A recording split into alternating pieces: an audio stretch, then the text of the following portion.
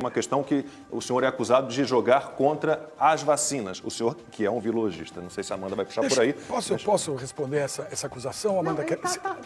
Faz parte da minha pergunta. Não, faz parte do escopo da minha pergunta, Zanotto, doutor Zanotto, porque eu acho que tem que ficar explicado aqui. O senhor usa um termo, shadow cabinet, que vem da ciência política, do parlamento inglês. Normalmente a oposição faz isso, espelha o ministério. Né? Exato, ele espelha o ministério incumbente, o ministério oficial que está no poder, e é uma forma mais fácil de fiscalizar o que os ministros... silenciar o seu celular, a gente agradece. O que os ministros estão fazendo. Então, uma tradução literal seria o gabinete da sombra, mas, na verdade, o que a CPI investiga é uma coisa um pouco nesse sentido, mas não tão oficial, de um gabinete paralelo que aconselharia o governo federal, mas nessa reunião, por exemplo, da qual o senhor participou, não tinha participação do ministro da Saúde. Todos os governadores de estado, isso é notório, reuniram ali médicos, cientistas para se aconselharem, né? Tem um centro de contingência aqui em São Paulo, cada estado tem o seu. O Ministério da Saúde poderia facilmente ter feito isso. O Marcelo Queiroga, atual ministro, propõe isso agora, a formação de uma secretaria de combate, de enfrentamento à Covid. Isso já podia ter sido feito há mais tempo. Mas nessa sua participação, o senhor desconfia, o senhor mostra uma desconfiança em relação à vacina, apesar de admitir que não é um especialista na vacina. E nesse momento já existiam propostas concretas da Pfizer à mesa desde agosto com o governo federal. Então, até que ponto o senhor se comunicava, seja com Arthur Weintraub, seja com Osmar Terra, vocês tinham um grupo formado que se comunicava, mesmo que fosse por mensagens de WhatsApp, que se comunicava com frequência para respaldar o governo federal em algumas das suas decisões? Bom, a sua pergunta é tão longa que eu nem lembro o começo dela. Isso é muito ruim, é legal fazer pergunta mais direta para facilitar. A sua explanação foi bastante longa também. Eu estou tentando situar, contextualizar. É meu direito, porque as coisas... meu direito também fazer vai para o nível memético. longas, então você perguntou, doutor. A primeira coisa era... O senhor mostrou desconfiança em relação às vacinas. Obrigado, para por aí, porque aí eu respondo. Querido, é o seguinte, eu ter desconfiança com relação à vacina não é com relação a vacinas genéricos. É fato que... Veja, se você for olhar o meu currículo, né, você vai perceber que eu participei do desenvolvimento de 3 plataformas vacinais. Foram publicadas na Science e na Nature. Obrigado, querido. Para a Zika. Tá? Não, o senhor que disse isso. Agora você não me interrompe, por favor. Não, você vai tomar meu tempo. Está parecendo a CPI do Senado. O senhor não precisa ficar nervoso. Estou fazendo uma pergunta legítima. Amanda, por favor, deixa eu explicar. As pessoas querem saber a explicação. Fique à vontade. Tá? Não é a sua explicação, é a minha. Então, o que acontece é o seguinte. De fato, o que aconteceu foi que eu tinha... A minha ideia não era uma coisa escondida. Eu fui chamado pelos médicos para ir com eles e, antes disso, eu conversei com pessoas aqui em São Paulo, que são os melhores vacinologistas e imunologistas, e levei uma lista, levei uma sugestão de fazer um grupo que possa trabalhar dando apoio para a revisão e avaliação das vacinas. Isso não é um grupo... Isso não é uma...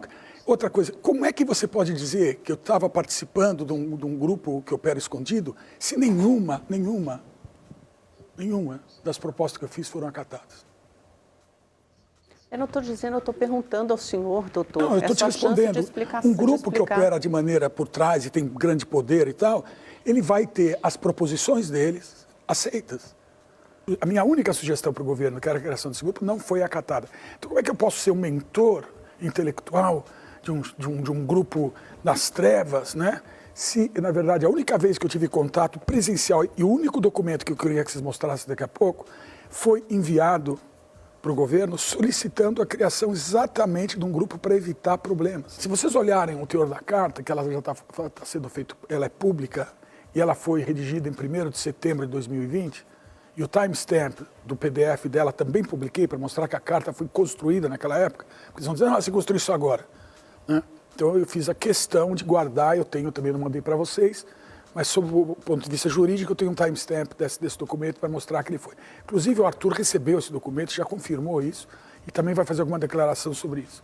Ele estará com a gente semana que vem, se não me engano. Esse documento aí, um minutinho só, esse documento aí... Na terça-feira, se vocês forem olhar o que esse documento está falando, não sei se o público está vendo, mas, na verdade, acredito que as vacinas para SARS-CoV-2, sendo colocadas em uso no Brasil, precisam ser pré-avaliadas da seguinte forma. Precisamos de todos os dados de fase exploratória, que incluem o desenvolvimento de plataforma vacinal, quais antígenos, como serão apresentados os organismos, usando quais sistemas. E olha aqui, essa fase. Queremos os dados de fase 1, importantíssimos, pois precisamos saber se a produção de anticorpos neutralizantes não causa exacerbação imune durante uma infecção posterior à vacinação. Não é um posicionamento contra as vacinas. Não, é um posicionamento cuidadoso. Veja, então vamos o que as pessoas não estão entendendo, esse pessoal, somente com todos esses dados avaliados por um painel de cientistas de alto calibre, independentes dos produtores de vacinas. Aí que começa a confusão, tá? Podemos escolher plataformas vacinais que possam ser usadas em ensaios em fase 3 e 4 no Brasil. A escolha ou não do uso de vacinas é importante. Veja, a escolha ou não do uso de vacinas é plataformas vacinais, que algumas iriam ter resultados piores, outras melhores. Se esse grupo tivesse sido construído, a gente certamente ia ter feito escolhas um pouco melhores. Algumas das vacinas podem não ser tão boas como as outras. Isso precisava ser verificado. Essas vacinas estavam sendo testadas em voluntários aqui no Brasil, muitas delas, pelo menos Veja, umas 4, né? Pfizer, então, Coronavac, lógico, Janssen. Amanda, mas pensa um pouquinho. Olha que estavam sendo testadas. Onde é que estavam os dados de fase 1, fase pré-clínica? Veja, deixa eu falar, porque se você não sabe, é melhor você aprender. O que acontece é o seguinte... Você não precisa ser grosseiro Não, comigo, mas é que você está me doutor. interrompendo, Eu sou Amanda. jornalista, eu lhe faço perguntas, é o meu trabalho, é a minha função. Eu sei que é seu trabalho, então você Então, educadamente vai tomar uma posição de tentar ouvir, porque aqui quem está sendo assassinado sou eu. Então é muito importante eu ter acesso a esse canal de vocês para explicar o que está acontecendo. Você poderia ter um pouco de respeito.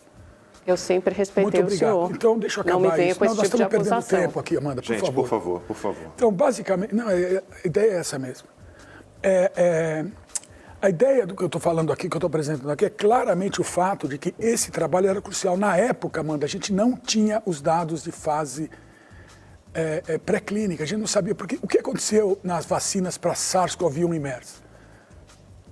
Por que essas vacinas não existem, Amanda? Eu vou te explicar por quê. Porque várias delas tiveram problemas seríssimos na fase de desenvolvimento, na fase pré-clínica.